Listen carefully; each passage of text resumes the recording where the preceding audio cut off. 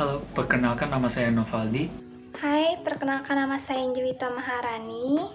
dan hari ini kelompok kami akan membahas mengenai pengaruh populasi terhadap pendapatan per kapita. Dalam penelitian ini, kami menggunakan pendekatan analisis regresi berganda melalui aplikasi Minitab.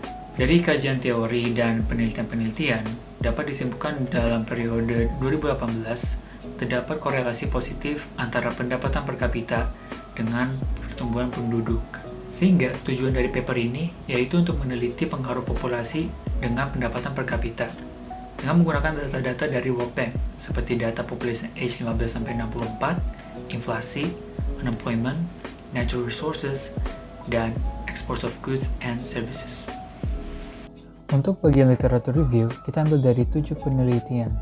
Yang pertama ada dari Robin Barlow, kedua Mehdi Syafaeddin, ketiga HR Anulawati Menike, keempat Dalman Tanjung, kelima dari Edward B. Barbier, keenam dari Herb Balhol, dan yang ketujuh dari Atish Ghosh dan rekannya Stephen Phillips.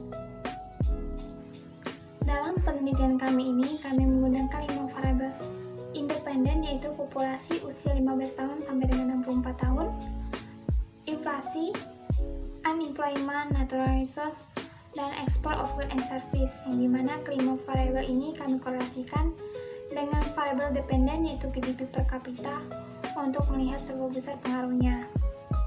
Dalam penelitian ini kami menggunakan data dari World Bank, dan untuk membantu argumentasi kami menggunakan beberapa kajian literatur dari para penulis terdahulu sebagai sumber teori untuk mengambil kesimpulan atau interpretasi dari setiap laporan variabel yang sudah kami tentukan. Berdasarkan dari sumber data yang kami gunakan adalah data sekunder yang didapat dari sumber kedua, yaitu lembaga yang menghitung kelima variabel tersebut. Dan menggunakan metode pengumpulan, data yang kami gunakan adalah metode dokumen, yang datanya diperoleh dari dokumen tertulis seperti karya ilmiah dan elektronik. Tahun yang kami gunakan dalam penelitian ini adalah tahun 2018. Teknik analisis yang kami gunakan dalam penelitian ini adalah metode analisis deskriptif kuantitatif dengan menjelaskan menggunakan tabel dan grafik, serta menggunakan penjelasan atau deskripsi dari tabel dan grafik tersebut. Sebelum kami lanjut memulai membahas data dari hasil penelitian kami, saya akan menerangkan arti dari setiap variabelnya. Pertama, ada variabel Y Gross Domestic Product atau GDP per kapita, kemudian X1 sebagai population age 15-64, setelah itu ada X2 sebagai inflasi, kemudian X3 untuk unemployment, X4 sebagai natural resources, dan X5 sebagai exports of goods and services. Berikut adalah hasil-hasil error justice dari 12 mode dari data kami tadi.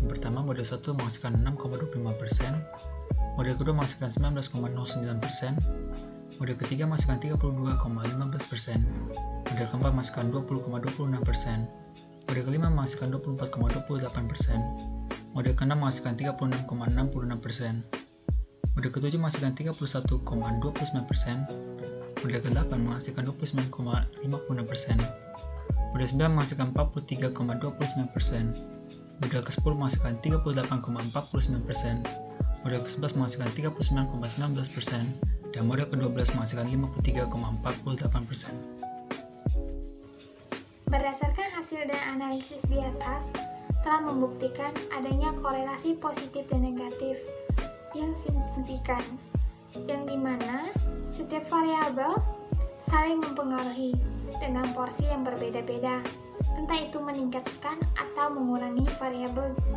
dependen. Secara garis besar, yang mempengaruhi variabel kontrol adalah unemployment dengan R-square sebesar 32,15%, yang dimana variabel unemployment semakin menggambarkan variabel GDP per kapita ketika ditambah dengan variabel populasi usia dari 15 tahun sampai dengan 64 tahun. Sisanya adalah variabel inflasi, natural resource, dan export of goods and service. Secara garis besar, yang menggambarkan GDP per kapita adalah kombinasi dari populasi usia 15 tahun sampai dengan 64 tahun, ditambah inflasi, ditambah unemployment, ditambah natural resource, ditambah export of goods and service, dengan R2 sebesar 53,48%. Sekian kajian materi dari kelompok kami. Terima kasih atas perhatiannya. Kiranya kalau ada kesalahan, kami minta maaf. Terima kasih.